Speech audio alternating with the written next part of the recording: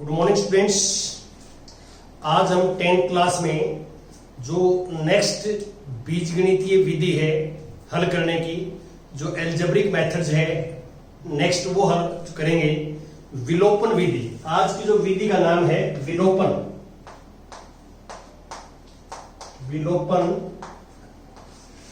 विधि।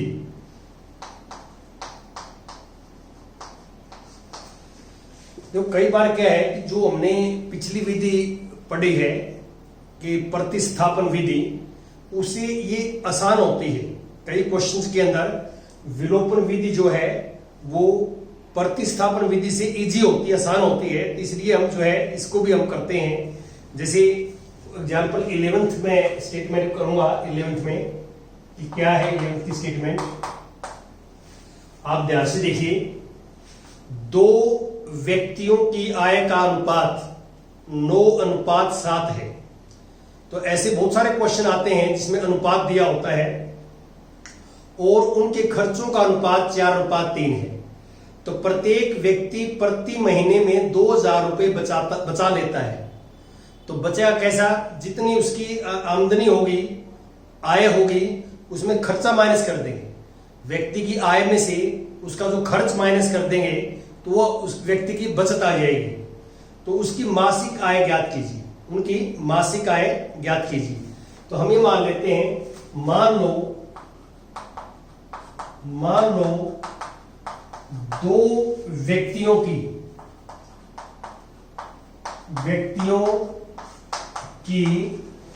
मासिक आय, हमें मान लेते हैं दो व्यक्तियों की मासिक आय 9x और 7x है, यह है। और फिर हम क्या खर्चा मानेंगे? मान लो दो व्यक्तियों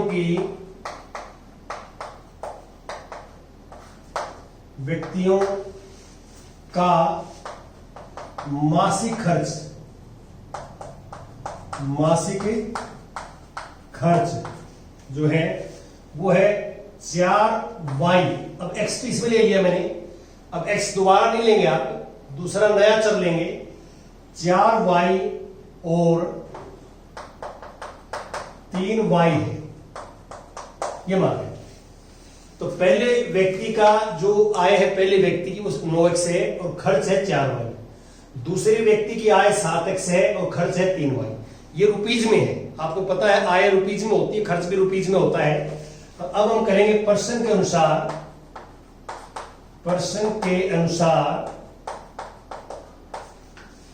कि 9x आय में से खर्च माइनस करोगे तो 2000 रुपए बचाता है, और ये भी 2000 बचाता है। 7x माइनस 3y बराबर है 2000। ये पहला समीकरण है और ये दूसरा समीकरण है। अब मैं बात करता हूं कि विलोपन विधि क्या होती है। विलोपन का अर्थ होता है कि किसी भी चर को खत्म करना। अब यहां देखो, ये x के नीचे आपने x लिखना है, y के नीचे y लिखना है। अब आप या तो ये y बराबर करेंगे दोनों, या x बराबर करेंगे, दोनों में से एक को बराबर करना है। मान लो मैं y बराबर करता हूं, यहां पे y बराबर करता हूं, तो ऊपर वाले को 3 से गुणा करूंगा। समीकरण 1 को हम करेंगे 3 से गुणा और समीकरण 2 को करेंगे 4 से। तो आपने ये ध्यान रखना कि हम केवल एक पद से गुणा नहीं कर सकते। जब हम गुणा करेंगे तो प्रत्येक पद से करेंगे, समीकरण में लेफ्ट में भी और राइट हैंड साइड में भी प्रत्येक पद से गुणा करेंगे। ये आइडिया कहां से आया? मैं y को बराबर करना चाहता हूं, ये दोनों बराबर हो जाएंगे। तो बराबर 4 को 3 से करोगे तो 12 हो जाएगा, और 3 को 4 से करोगे तो 12 हो जाएगा। तो बराबर, ये कोई जरूरी नहीं कि आप y करें, आप x को भी बराबर कर सकते हैं, आप y को बराबर कर सकते हैं। दोनों में से किसी एक चर को आप बराबर करोगे, इनके गुणांक को, जो इनके गुणांक है उनको बराबर करेंगे। अब 3 किसके साथ? 9 3 27x, 3 किसके साथ? -12y, और 3 किसके साथ? 6000, 4 किसके साथ? 28x, और 4 किसके साथ? 12y, और 4 किसके साथ? 8। अब आप देखो यदि मैं चाहता हूं कि ये खत्म हो जाए, ये खत्म कब होगा? जब एक प्लस का और एक माइनस का हम ऐड करें। तो इसलिए दोनों माइनस के हैं, कटे नहीं गए, तो इसलिए ऊपर वाले से नीचे वाला माइनस करते हैं। आपको पता है कि माइनस करते हैं तो साइन चेंज होता है। देखिए ये प्लस का है तो माइनस का हो गया, माइनस का है तो प्लस का हो गया, प्लस का है तो माइनस का हो गया। अभी नीचे वाले साइन जो है काम में आएंगे, नीचे जो साइन लगाए हैं उनका यूज करेंगे हम। अब देखो 27x तो सेम आएगा, 27 प्लस का 28 माइनस का तो माइनस का 1, माइनस का 1 लिखने की जरूरत नहीं है, -x आ जाएगा। अब माइनस के 12y प्लस के 12y कट जाएगा, ऐसे कट जाएगा। और 6000 प्लस के 8000 माइनस के तो माइनस के 2000, और अब x आ जाएगा 2000। देखो हमने y का विलोपन कर दिया, y को जो है एलिमिनेट कर दिया, विलोपन कर दिया और x निकाल लिया। अब x का मान समीकरण 1 नंबर में रखने पर, 1 में रख दो या 2 में रख दो, इसमें रख सकते हैं, इसमें रख सकते हैं। तो x का मान पुट इन नंबर 1, ये x का मान 1 में रखेंगे हम, तो 2000 है तो 9 गुणा में 2000 और -4y बराबर है 2000, तो 9 दूनी 18000 हो गए और 4y बराबर है 2000। अब 18000 साइड में जाएगा तो माइनस के 4y बराबर है 2000 माइनस के 18000, और अब 2000 में से जाएगा, यहां लिख देता हूं मैं कि माइनस के 4y बराबर है माइनस के 16000, और y यहां आ जाएगा माइनस के 16000 अपॉन 4, माइनस से माइनस कट गया और y आ जाएगा 4। तो ये x और y का मान आया। अब हमें x और y का मान नहीं निकालना था, हमने तो क्या है उन दोनों की मासिक आय निकालनी थी। तो आप लिखोगे दोनों व्यक्तियों की मासिक आय, दोनों व्यक्तियों की मासिक आय,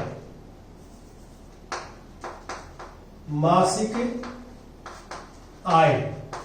अब देखो x का मान क्या है आपके पास, x का मान आया 2000, तो 2000 यहां लिखेंगे तो पहले व्यक्ति की हो जाएगी मासिक आय 18000 रुपए, और ये रुपए हैं, और दूसरे व्यक्ति की हो जाएगी 2000 यहां लिखेंगे 14000 रुपए।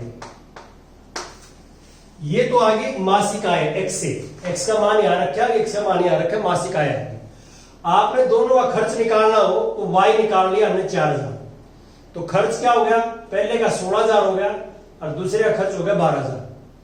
तो 16000 खर्च है, इसने कमाए थे 18000 रुपए, 16 खर्च कर दिए, बचत 2000 रुपए, और इसने दूसरे ने 14000 रुपए कमाए थे, जो है 14000, खर्च कितना कर दिए 12000, 14 में से 12 जाएगा तो हमारे पास इसके भी 2000 बचेंगे।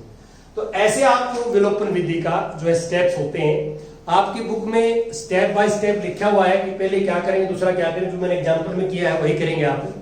इसको आप प्रोसेस को याद कर लेना। इसको विलोपन विधि बोलते हैं और इंग्लिश में बोलते हैं इसको एलिमिनेशन मेथड, एलिमिनेशन मेथड। अब मैं कुछ एग्जांपल और आपके साथ डिस्कस करता हूं। जैसे एग्जांपल नंबर 12 है, 12th एग्जांपल देखो आप। 12th एग्जांपल में क्या है, विलोपन विधि का प्रयोग करके निम्नलिखित समीकरण युग्म के सभी संभव हल ज्ञात कीजिए। तो विधि का नाम भी लिखा हुआ है कि समीकरण हमारे पास है 2x प्लस 3y बराबर है 8, ये पहला समीकरण है, और दूसरा है 4x प्लस 6y बराबर है 7, ये दूसरा समीकरण। ये ध्यान रखना कि समीकरण जब लिखते हैं हम, x के नीचे x लिखते हैं, y के नीचे y लिखते हैं, और एचर के नीचे एचर लिखते हैं। ये एक लिखने का तरीका है, इसमें हमारा इजी रहता है क्वेश्चन सोल्व करना। अब हम या तो x को बराबर करेंगे या y को बराबर करेंगे, वो आपने देखना है। मान लो आप x बराबर करते हैं, यहाँ पे x, देखो यहाँ 2 है और यहाँ 4 है, गुणांक बराबर करते हैं, x y का कोई नहीं, गुणांक जो होते हैं वो बराबर करते हैं। ये 2 है, ये 4 है, तो ऊपर वाले समीकरण को आपने 2 से गुणा करने, नीचे वाले 1 से कर लेंगे। तो 2 से गुणा करेंगे 4x, 2 से गुणा करेंगे 6y, और 2 से गुणा करेंगे 16, और यहां पे एक से करेंगे 6y और बराबर है इससे करेंगे 7। अब देखिए x बराबर कर दिया, मैंने यहां y बराबर किया था और यहां मैंने x बराबर किया है। मैं सिर्फ आपको ये बताना चाहता हूं कि आपकी मर्जी है, जो आपको इजी लगे वो आपने बराबर करना है, या x बराबर करो या y बराबर करो। अब देखो ये दोनों प्लस के हैं, तो दोनों प्लस के आपस में कैंसिल नहीं होते, एक प्लस का होना चाहिए और एक माइनस का होना चाहिए, तभी कैंसिल होंगे।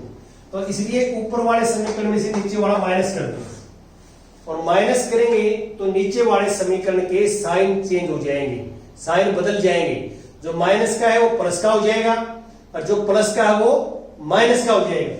अब इससे काटोगे तो कैंसिल हो जाएगा, ये कैंसिल और ये कैंसिल, दोनों बाई चांस से भी इक्वल हो गए, 6 और -6 तो 0 आ गया, और 0 बराबर है यहां पे आ जाएगा हमारे पास 9। अब आप ये बताओ कि 0 क्या 9 के इक्वल होता है? तो आप कहेंगे नहीं होता, नहीं होता, तो ये संभव नहीं है, यह है संभव नहीं है, नहीं है, और ये संभव नहीं है, तो ये इस समीकरण युग्म के कोई हल नहीं है। मैंने पहले बताया था आपको कि हम दोनों समीकरण को हल कर रहे हो किसी भी विधि से, और आपके पास असंभव आ जाए, कुछ ऐसा आ जाए, इम्पॉसिबल आ जाए जो मैथमेटिक्स में ट्रू नहीं होता, तो हम कहेंगे कि जो दिया हुआ रैखिक समीकरण है, रैखिक समीकरण युग्म का कोई हल नहीं है, ऐसे। अब इसके बाद आता है नेक्स्ट एग्जाम्पल 13वां एग्जाम्पल देखिए आप, 13 एग्जाम्पल में सिग्नल पढ़ता हूं, आप भी थोड़ा ध्यान से देखें कि 2 अंकों की एक संख्या एवं उसके अंकों के उल्टने पर बनी संख्या का योग 66 है।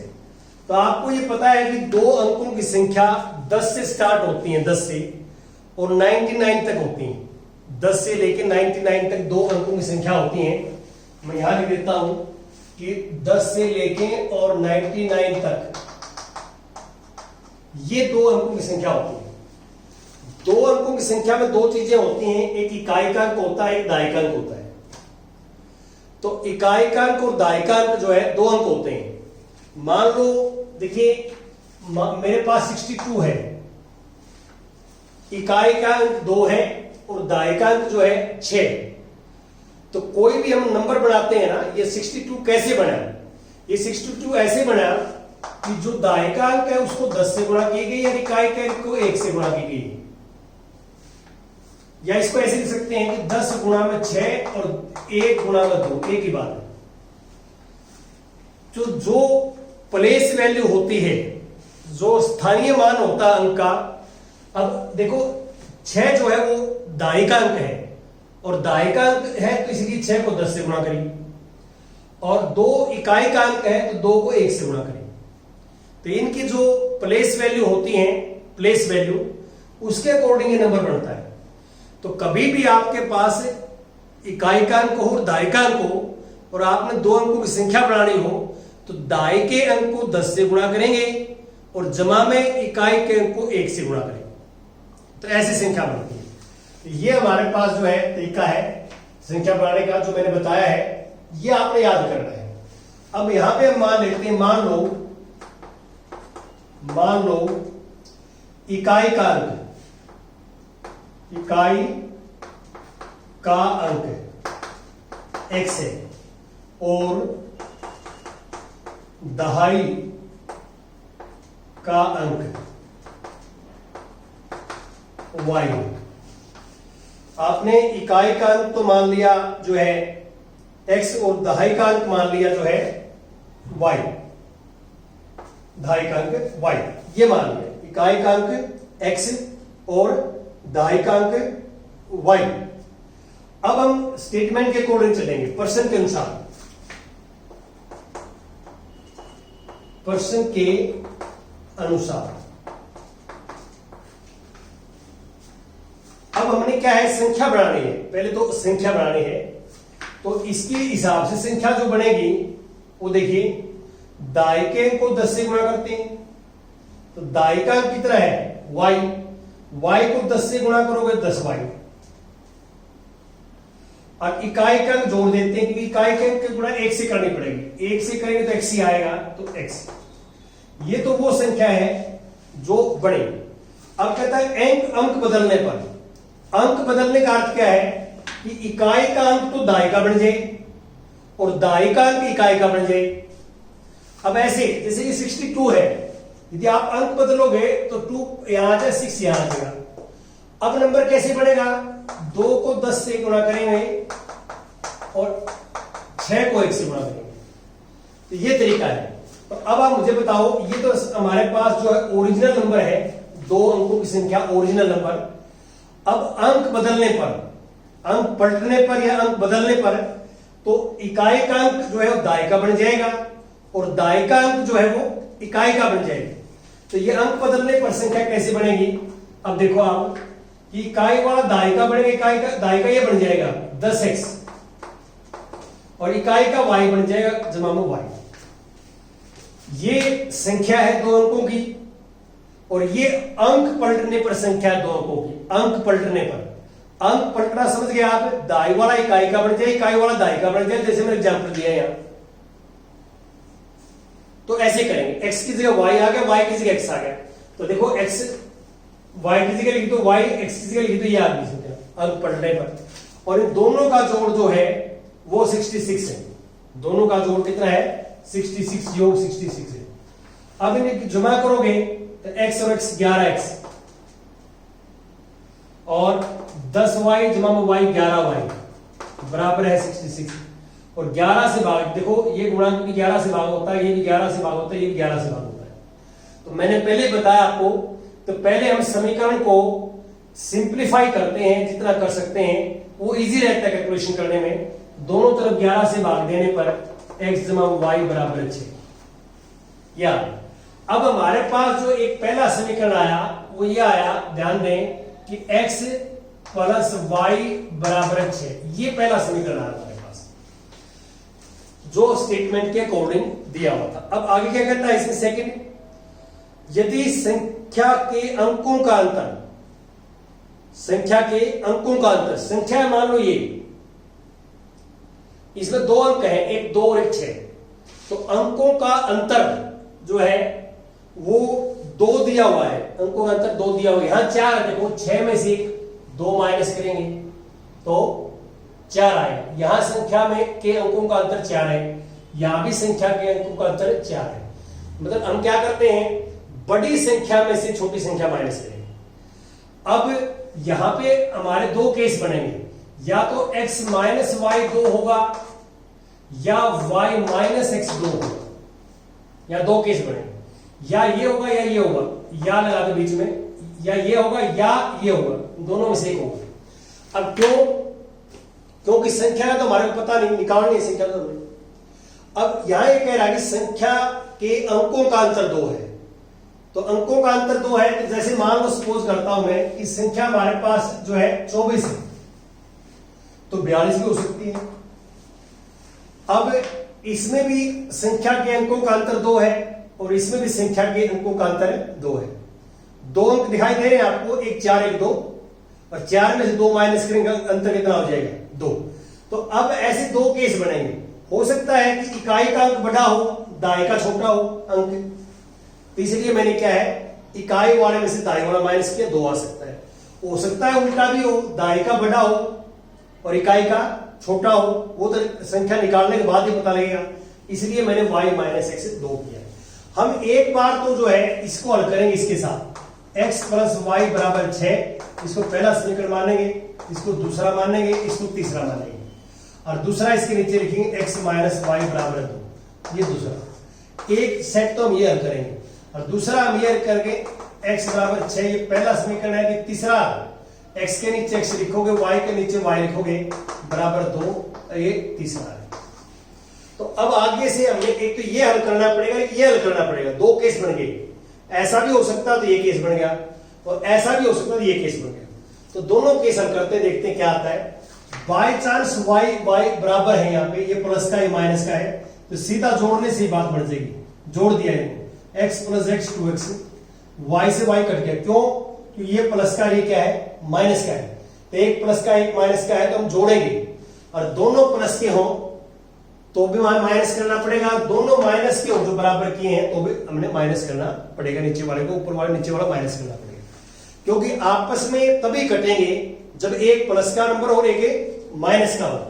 अब इसके अंदर देखो x प्लस एक्स 2x, ये कैंसिल हो गया और ये आ जाएगा 8, और x जो है 4 से भाग दोगे 8/2 4 आ जाएगा x 4, और x 4 का वैल्यू पुट इन नंबर 1 करोगे, पुट इन नंबर 1, तो x की वैल्यू 4 यहां पुट करेंगे आप, तो 4 प्लस y बराबर 6, और y 4 उस साइड में जाके माइनस का 2। तो अब हमें निकालना क्या है, हमें निकालनी थी कि ऐसी संख्याएं कितनी हैं, ऐसी संख्याएं कितनी है। एक संख्या तो यह आ गई, संख्या तो ये, और वैसे भी आपको पता लग गया y क्या था, y था दायिकांक, दायिकांक है तो 2 पहले लिखा जाएगा, इकाइकांक 4 बाद में, एक संख्या ये बनेगी, और x और y का मान यहां लिखोगे ना तो भी यही संख्या आएगी, यही संख्या बनेगी। और दूसरा आप करोगे, अब देखो x और x से कट जाए, ऐड करेंगे इनको, ये कट जाएगा, 2y बराबर 8, तो y बराबर 4, और पुट इन नंबर 1, x की वैल्यू, इस y की वैल्यू 4 लिखेंगे तो x कितना आ जाएगा 2, और अब संख्या जो क्या बन जाएगी, संख्या, अब देखो इकाई दायिकांक कितना है 4, और इकाइकांक कितना है 2, तो संख्या 42। तो आंसर 2 हो सकते हैं, 42 भी हो सकता है, 24 भी हो सकता है, तो ये आपने ध्यान रखना है, 2 आंसर हो जाएंगे इसके अंदर। तो इसमें केस 2 क्यों बनाने पड़े वो आपको समझ में आ गया कि यहां पे ये दिया हुआ है कि संख्या के अंकों का अंतर 2 है, संख्या के अंकों का अंतर 2 है, तो हमें ये पता नहीं है कि इकाइकांक बड़ा होगा या दायिकांक बड़ा होगा, तो दोनों केस मानेंगे। इस केस में तो हमने ये माना इकाइकांक बड़ा है, और इस केस में हमने माना दायिकांक बड़ा है, और दोनों का अंतर 2 है, तो वह 2 केस अलग अलग बनाने पड़ेंगे। ऐसी 2 संख्याएं हो सकती हैं। क्वेश्चन में हमारे से पूछा है कि ऐसी कितनी संख्याएं हो सकती हैं, तो आंसर हो सकता है, आंसर हमारा ये होगा कि ऐसी 2 संख्याएं हैं जो 42 और 24 है, ऐसे आपने करना है। ये कंप्लीट आज करेंगे आप। Thank you very much.